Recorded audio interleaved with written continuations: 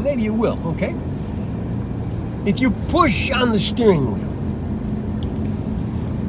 I come forward, sit straight, push into the wheel. Let me merge safely here before I get too carried away with this. Okay? You gotta be careful. You're driving a vehicle. This thing could kill you and other people. So this is not something to screw around. In 2 miles, take the I-39. You're going to be doing these exercises. 51 north exit toward Rock. So that they will make you strong without you becoming dangerous on the road.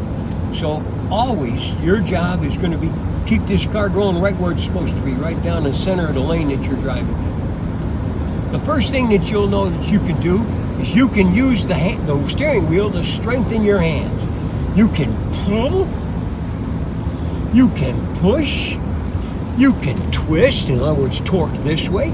You can torque this way. You can alternate using your fingers and your palms. Okay?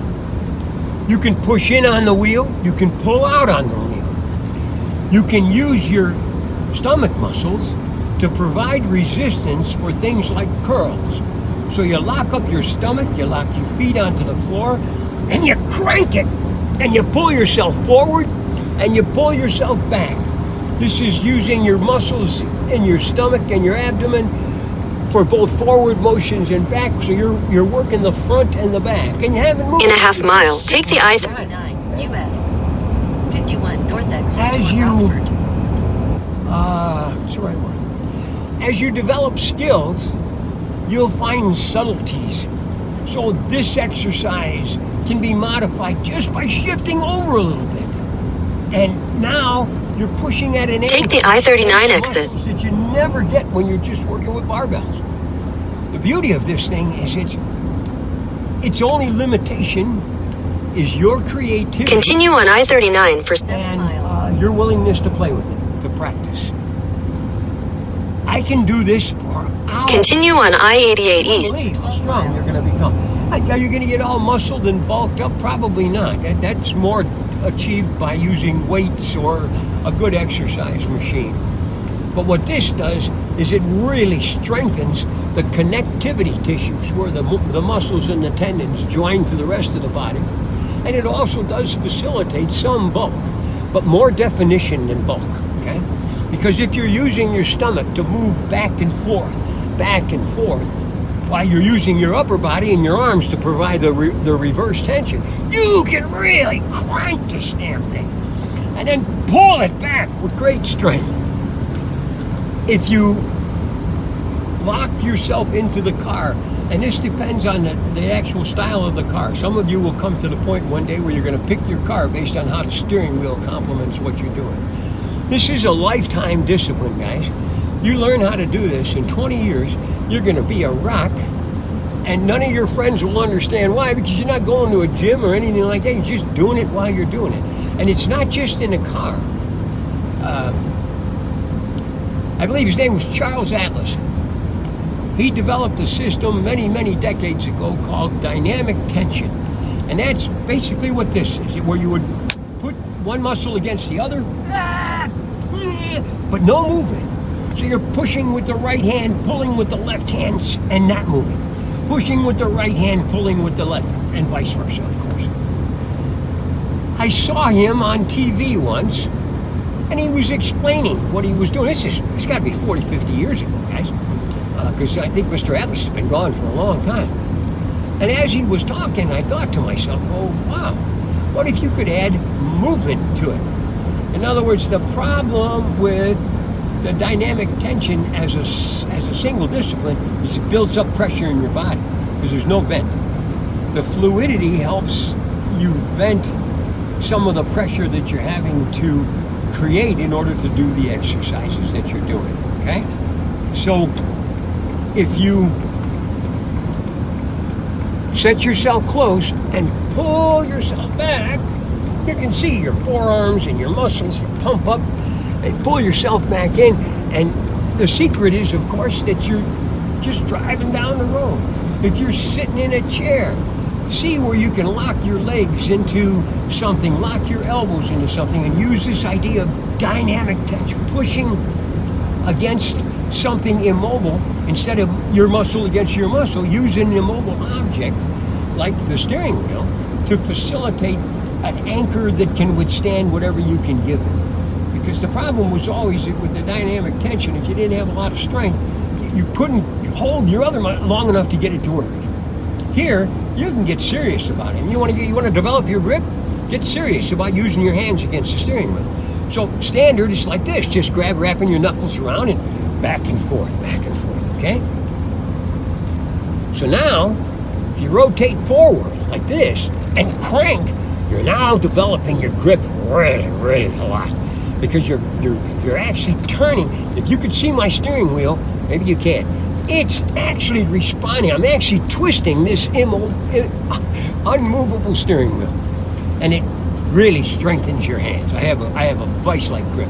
For an old guy, you know, I'm going to be 77. I'm kind of proud of that. Actually, going to make it to 77, I think. Got a couple of months left. Let me see how my clock is doing, because I don't want to.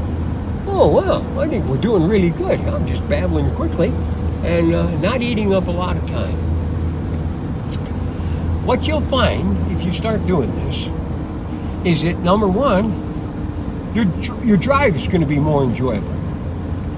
Very often, I'm a rock fan. I got some rock and roll music that I like to crank in, and I do a much more advanced. I do a whole martial arts regimen into the steering wheel. It'll be a while before we're ready to talk to you about that. I think I would do that as something separate. But it becomes a part of the possibilities, because this is see, what you need to do is take advantage of stuff that you have available to you every chance you can without making a project out of it. Well, this is one of those things. It's just here. Why don't you use it? Make yourself strong. Get that feeling that, wow, maybe I could do more. You know how you'll tell is when you go to move the refrigerator one day and you find that you can just scoot the damn thing, where before you had to grunt and groan, and maybe you can't even do it right now. I promise you play this game long enough, you'll be able to move refrigerators and lift cabinets, whatever else that you're being called upon to do in the course of your life, you know, at home and where else. So, if you become conscious, this is what kind of Be Here Now is about. Also, be aware, because you're active, you'll stay alert while you're driving. You won't, some of you have narcolepsy, or you just fall asleep at the wheel, or you're always you're bobbing, you know, because you're groggy. By doing this, you're getting your heart pumping, you're breathing heavier, you're going to stay alert. You'll be more receptive to what's going on around you, and in turn to how to deal with what's going on around you. It's not so much what's going on, it's how you respond to what's going on and how you deal with what's going on. So this is a real subtle, soft thing that you can do. And you know, I got my hands here. You put them here, a whole different set of exercises. You put them down here, low on the steering wheel, an even more different exercise system. If you grab from the top and pull straight down, your lats, you'll be able to feel it. Your lats will be flexed. I told you about this notion of lateral movement of your upper body. The time will come when you'll be shifting. I don't know, you can't see it because it's so subtle. I'm using a different position on the steering wheel to torque the entire upper body, upper portion of my torso from the waist up.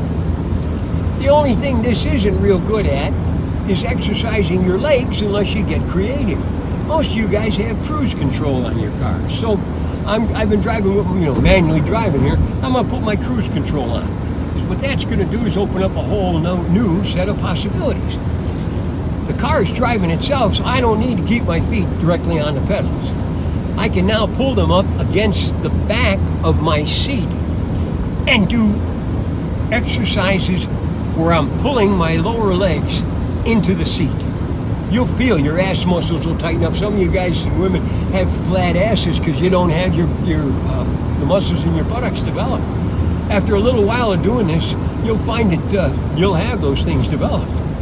One of the things is I've just been experimenting with this. Well, maybe too soon. Okay, I don't want you experimenting and killing yourself out on the road. Remember, it's not a game. Almost everything I do is not a game.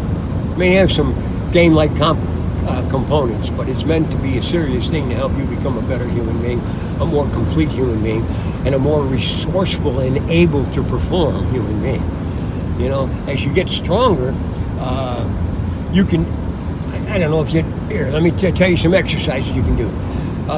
You want to strengthen your lungs so that you don't wind up having COPD or some other nonsense when you get old. One of the things that you can do is fill your lungs to your capacity. You know, breathe in, breathe in, breathe in. Fill your gut with air, and then use a pressure, and you want to compress that air that's in your lungs so that your lungs are pressurized. And if you do that, what will happen is you'll stretch the walls. You'll stretch the walls. And if you do it aggressively enough, when you stretch it, you'll tear the inner walls of the lungs, and new lung tissue will grow. When I first started doing this, I developed a whole new section of lung tissue that's underneath where the regular lungs are. I remember when the technician took my x-ray, he says, "Come here, I want to show you this. All this down here is new lung tissue." I've used all that up. Like I said, I smoked so much you couldn't believe it. I graduated from grammar school smoking 3 packs of In 2 miles, take exit 91 been toward real Illinois kind to my 38, lungs. Illinois 23. And yet, here I am, going to be 77 and still working on it. Got a new medicine today, matter of fact, we'll see if it helps. The value of these kind of programs is that you can do them at your pace. You can do them without telling anybody about it. Sometimes you guys are going to go to the gym, your friends will give you a hard time, or you're just such a disgusting looking thing from the standpoint of a jock that you're just too embarrassed to go. And you buy the home gym system, and unless you're really dedicated, it just gets boring because it's just you. If you get zealous, well, then that's all you need is just you. But, I mean, how many of you guys have got an exercise set that's been staying down in the basement or wherever the heck you put it the first time? It hasn't been used. I actually have one of those. My wife bought a Bowflex for me about 20 years ago. I have little spurts where I use it, but I never quite get down to where I'm going to start. I've been saying that for decades. But I intend to start for real because I'm looking at my body. And in a half mile, take exit 91 toward Illinois 38, Illinois 23. There's only a few things that differentiate. Development is obviously one, but when you look at the Buddha, you're looking for a first impression. So I told you, I'm going back to the heart on my chest. You know, actually going to have a diamond. Take exit 91. Because that's a magic spot. If you catch the glint right from that diamond, you'll fall into my heart space. Absolutely unbelievable. Continue for 3/4 of a mile. There's only one consciousness. So when you allow yourself to get into a source of greater consciousness, it'll just embrace you. That's what I'm hoping will happen, is that all that I am, whatever that is in your perception, will embrace you so that you can take from it all that you need. I don't know what I'm going to give you that you need. That's between you and me, and only you know that. All I can do is my best to put out in a 1/4 mile, turn right on East Fairview Drive. So that you've got some choices that might work, that might be viable. Got another minute or so. I'm not going to beat it to death because I want to go into one thing. So today, the first exercise, start using... Turn right onto East Fairview Drive. Work your hands. Develop a handshake. Stop having these little wussy handshakes. Get people just... Guys who are into handshakes are literally disgusted by those things. Is that necessary? Is that Head north on South Annie Glidden Road toward Bellevue Drive. Continue on South Annie Glidden Road for 3/4 All you have to of a do mile. is execute a firm handshake to the best of your ability. Most men and women who have a good hand will marry their handshake to your handshake. When I shake hands with you, I adjust my grip to yours. So for a woman or a child who has a soft, small hand, I will be firm but gentle. To a guy who's a macho rock, I'm going to give him my best shot. And even in a half mile, turn right onto West Taylor Street. He's going to know that I'm giving him his best shot, and that should be enough. We're talking about parity. When people meet, they're looking for some form of parity to give them a common bond so that exchange of energy can happen fluidly. All that has to do with protocols. And the more developed you are, the more sophisticated Turn right onto you are West in your Taylor Street. processes and your understanding of the equation. There's a big-ass equation out here, guys. The more likely you'll be effective in presenting yourself. I love you. I'm going to be back. Talk to you later. Bye-bye.